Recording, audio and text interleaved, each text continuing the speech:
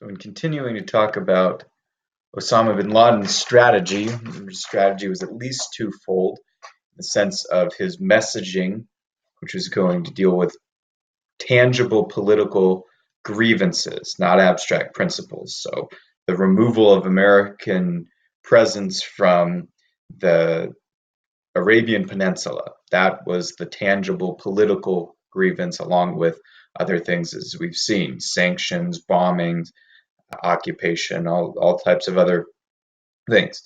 But the other prong of his strategy was to provoke the United States into a fight and actually provoke them into Afghanistan, an endless war, as had been done with Russia and the Soviet Union. And this was bin Laden's plan. Was he was not surprised, he was not shocked when the US invaded Afghanistan. In fact, that's exactly what he wanted. He wanted the US to go into Afghanistan and spend as much money as possible, as much attention as possible, as much manpower and as many lives as possible. And his hope was that eventually the US empire would collapse just as the Soviets had because of endless war in Afghanistan. Some quotes, just in this brief video, some quotes talking about from Osama bin Laden talking about his plan. He said uh, in 2004, "We are continuing this policy in bleeding America to the point of bankruptcy, Allah willing, and nothing is too great for Allah." He again says, we alongside the Mujahideen, bled Russia for 10 years until it went bankrupt and was forced to withdraw in defeat. He says it was easy for us to provoke and bait this administration. Again, his goal is to provoke the US into endless war and spending trillions of dollars, if possible, in Afghanistan, which it has done. Listen to his strategy. He says, all that we have to do is send two mujahideen to the furthest point east to raise a piece of cloth on which is written Al Qaeda, in order to make generals race there to cause America to suffer human, economic, and political losses without their achieving anything of note other than some benefits for their private corporations. So his goal is this. The American presence would go into Afghanistan, which is largely a tribal and very primitive, I'll call it a state, but a lot of people follow more tribal and religious law than an official nation state, as we would think of it in the West, and don't speak the language, don't share the culture, don't share the religion, and see foreign occupiers coming in with guns, shooting, bombing, and so they're going to fight back. And soon after 9/11, even though they had a chance to catch Osama bin Laden and let it go, bin Laden and others from Al Qaeda moved to Pakistan.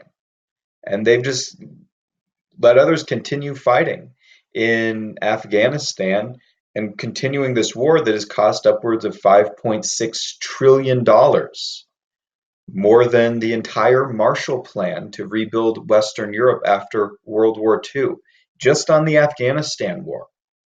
And most of the people fighting in the Afghanistan war have never heard of 9/11, don't know about the United States. And there's one case of, which I'll document in another video, talking about that some of the primitive Afghans who hardly go miles away from where they live in this tribe in primitive Afghanistan thought that one of these journalists was a Russian because they still believe the Russians were there. And so this is what the plan was for bin Laden to draw the United States into an endless war in a mountainous region of Afghanistan.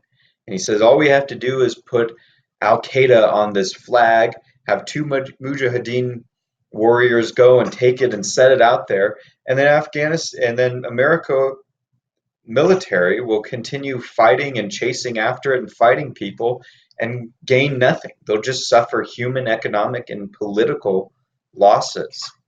There was an interview with Osama bin Laden's son, Omar bin Laden, one of his sons, I believe his fourth son. There was an interview in 2010 with him in Rolling Stone. Now, he's not part of Al Qaeda. He's very westernized, trying to uh, get wealthy in the West, and he's fairly wealthy by our standards as well, but not wealthy in terms of some of his cousins who are in oil and things like that. But listen to what he says about Afghanistan and his father's reaction to the U.S. invasion of Afghanistan. This is what he said in 2010. My father's dream was to bring the Americans to Afghanistan. He would do the same thing he did to the Russians. I was surprised the Americans took the bait. I so much respected the mentality of President Clinton. He was the one who was smart. When my father attacked his places, he sent a few cruise missiles to my father's training camp. He didn't get my father, but after all the war in Afghanistan, they still don't have my father. This is in 2010, year before bin Laden is killed. They have spent hundreds of billions. Better for America to keep the money for its economy. In Clinton's time, America was very, very smart, not like a bull that runs after the red scarf. I was in Afghanistan when Bush was elected. My father was so happy. This is the kind of president he needs, one who will attack and spend money and break the country. Even Bush's own mother says he is the biggest idiot boy of his family. I am sure my father wanted McCain more than Obama. McCain has the same mentality as Bush. My father would be disappointed because Obama get the position. Now, Obama continued and even ramped up the Afghanistan war, so Osama bin Laden may not have been disappointed.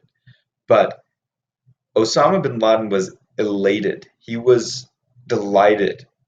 It was his dream for the US to invade Afghanistan and spend trillions of dollars on this war that was unwinnable because the goalpost keeping moved, because the only thing that will win the war is a total elimination of terrorism worldwide, and there's not a lot of evidence that who they're fighting in Afghanistan are terrorists allied with Al Qaeda. And so this situation was part of bin Laden's strategy. And so the message is US needs to stop fighting Osama bin Laden's war for him that has destabilized the region, that has caused blowback, that has caused resentment from further military occupation, and that has drained US dollars from either taxes, inflation, or debt in the war in Afghanistan. So stop fighting Osama bin Laden's war for him.